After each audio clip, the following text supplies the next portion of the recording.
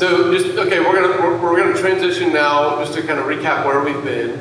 We're talking about the rhythms, which in a little bit we're gonna look at the calendar for the fall, and you're gonna see these rhythms are built in. That's why we call them rhythms, like you're just living into them. So the first one was, help me out here guys, the first rhythm was grow. And around grow, we said there's two key words that you're trying to develop, and you remember what they were? Public and private. Trying to help them grow publicly in their life with God and privately in their life with God. So the second rhythm after that is connect, and the two words around that are purpose and play, right? There's a lot of purpose that you're doing, but man, you also know how to have fun together, laugh together, have a lot of fun. So the third rhythm is serve. This is going to be the third rhythm we're going to look at. And we are in the home stretch, by the way. We're doing great. Like, man, we're going to have you guys out of here early. Nobody ever complains about that. Or let's be too soon. So, yeah. Something could happen, maybe we'll go for that. But I really do think, So serve is the third rhythm. And if you look back on page 10 again, you're going to see there's two words around serve as well. And these two words are demonstrate and declare. Okay, demonstrate and declare, or demonstration, declaration. The idea here is that, man, this is the part of our life as a community where we're not keeping this stuff to ourselves. This is not just like an insiders club that we're trying to get this really great little thing going just for us that nobody else is welcome to, but we understand that when Jesus said, go and make disciples of all nations, he started with the word go.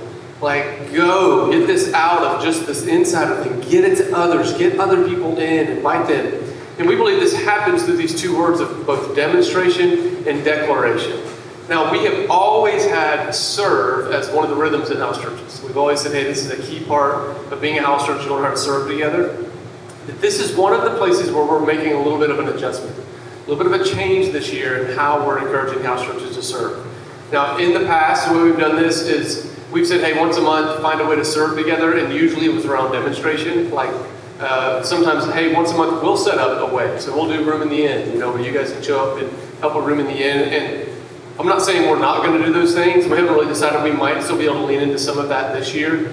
But we wanted to take another stab at, hey, how do we figure out how to equip our house churches to serve together, but also, remember, public-private? Like, how do we get people to start seeing that in their personal life, there is a way for them to engage in demonstration and declaration when it comes to the goodness of God? And so we want to equip you to do this. Everybody on your table, you should see a little stack of these in the middle of your table. So everybody grab one and spread those around. Spread those around the table. Make sure everybody has one in hand.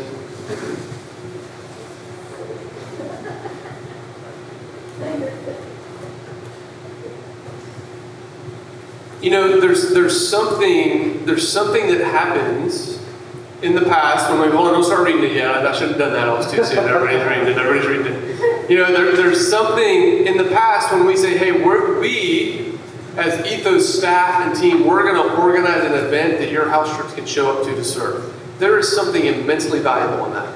Because there will be people in your house church that maybe have never really given their time selflessly to serve another person like that. And an organized event that they can show up to and serve is a great first step. However, what we're looking for is how do we help people keep making those steps just daily in their lives to figure out how they live as a servant to the people around them.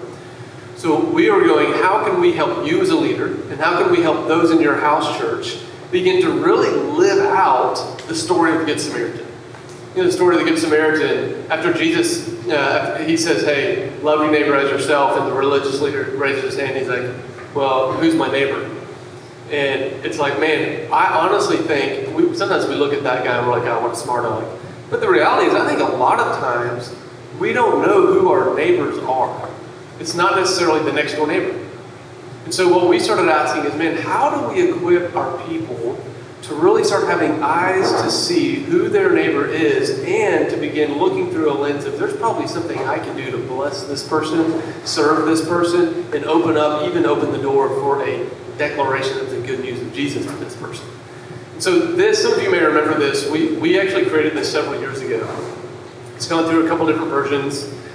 We did this several years ago as part of one of our Resurrection Week service projects. And then last year or 2 years ago in Awaken, we kind of reprinted them again and we spread them all over the city.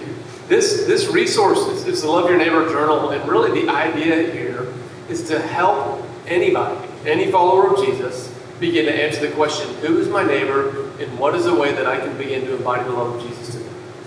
And so our serve rhythm in House Church this year is we've created a kind of 3 steps to help you and those in your house church begin to engage this journal in a meaningful way with actionable items, actionable steps that you can take to keep moving through this. And so we're going to there's 3 steps. The first step will happen sometime in October. The second step will be later in the fall, and the third step will not be until the spring. And I'm going to walk you through in the book, in the manual that in this guy, on page 26. I've put step 1, we have put step 1 in here so that you can see what we mean by different steps. Okay, so sometime in October, I think we said, actually, the 4th week of house churches, we'll send you a notice. We're going to make sure that you have enough copies of this for everybody in your house church.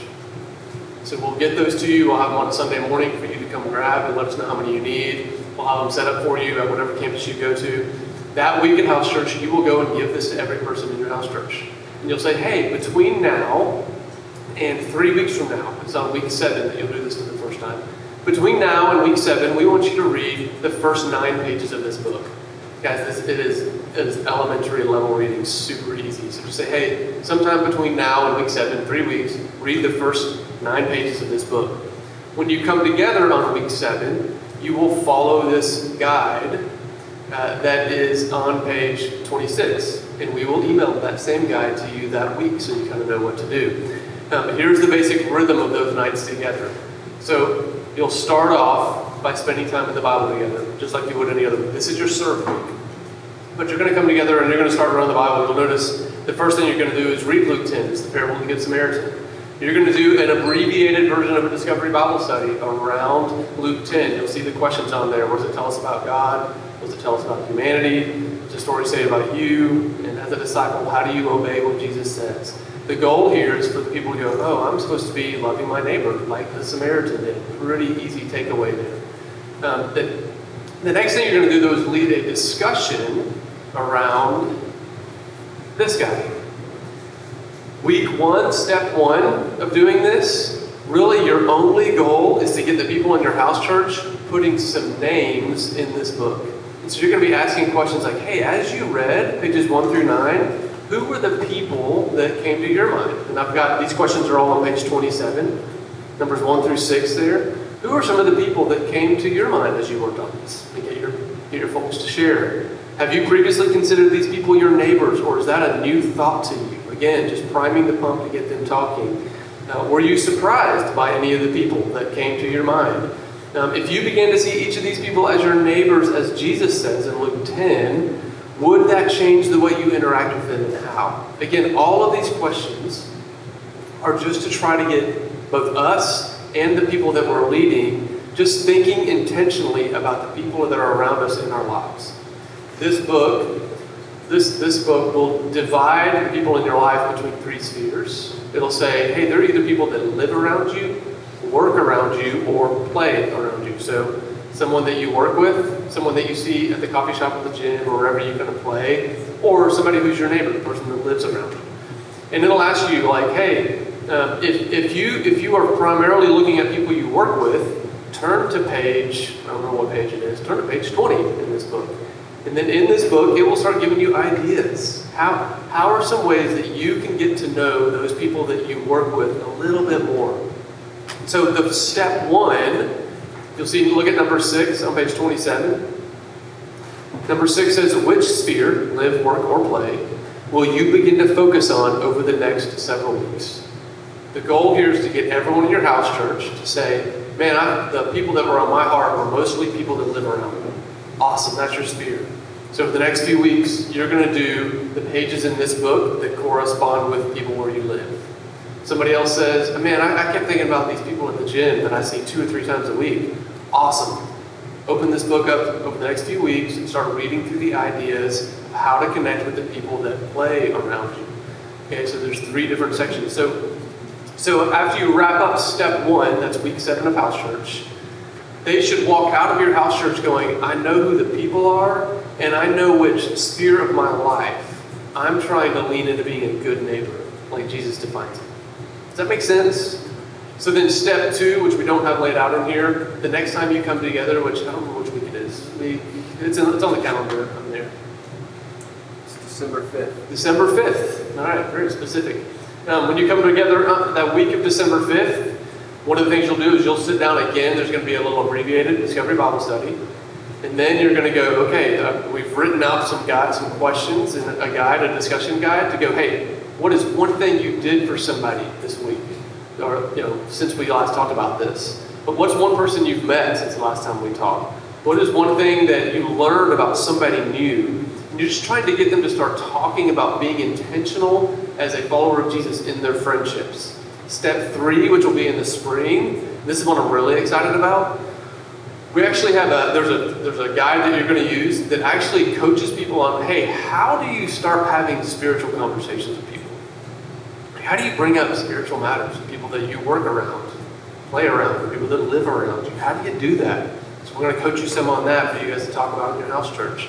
And then we're going to say, hey, how do you actually share your story with God with somebody that lives around you, works around you, and plays around you? And we have a simple framework to help people in your house church begin to think through, literally be able to say in 30 seconds, this is how God has impacted my life. Have you ever had anything similar like that?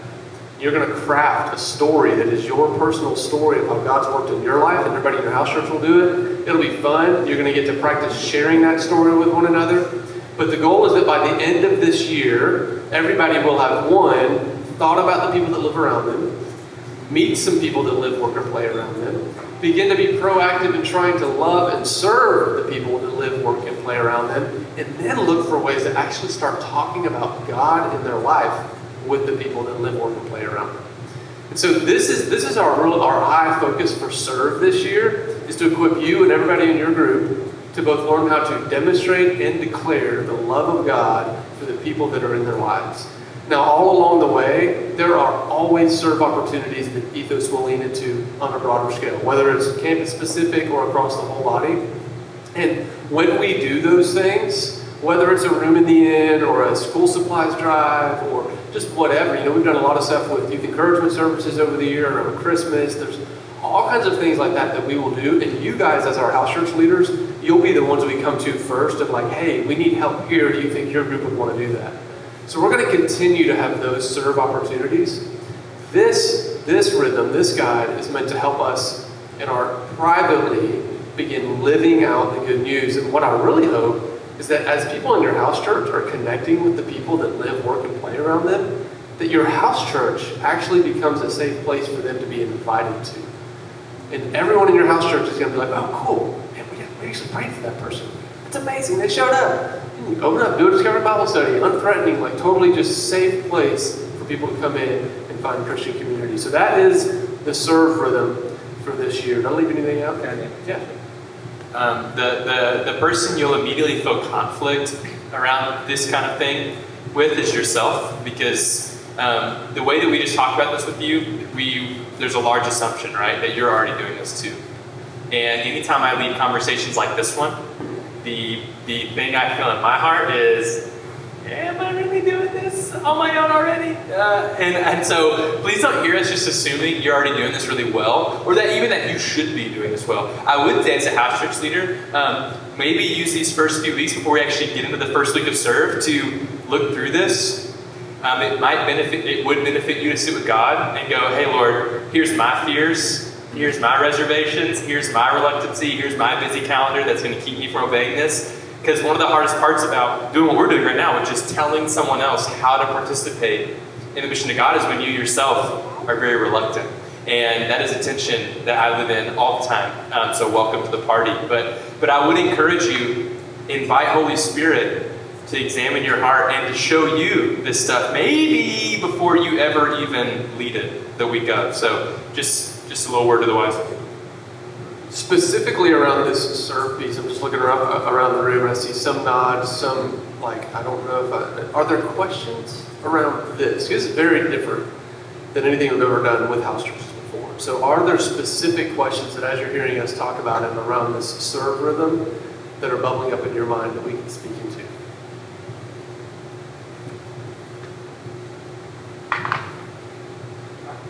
Just an observation is I've seen in the past where the service becomes almost addictive and it absorbs some people that feel like they need to be serving all the time. Serving is like literally feeding the homeless every day at every moment.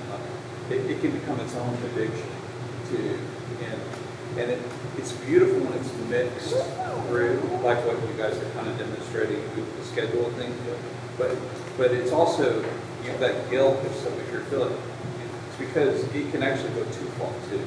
And we're serving in a lot of ways. It doesn't always look like being the Lord's right. So it's a real nuance. Yeah, there is a part of the attempt of this is to shift. I know I've talked to house church leaders in the past where that serve thing would come around and they'd go, oh man, now I got to come up with some way for us to serve together. And they go looking and they make up something, or they feel like they've got to find an organization to partner with. And guys, we are trying to make this, hey, every day as we go, everywhere we are, there are opportunities in front of us to be sharing the love of Jesus or to be modeling the love of Jesus for others. So it's just kind of a new lens to look at things through.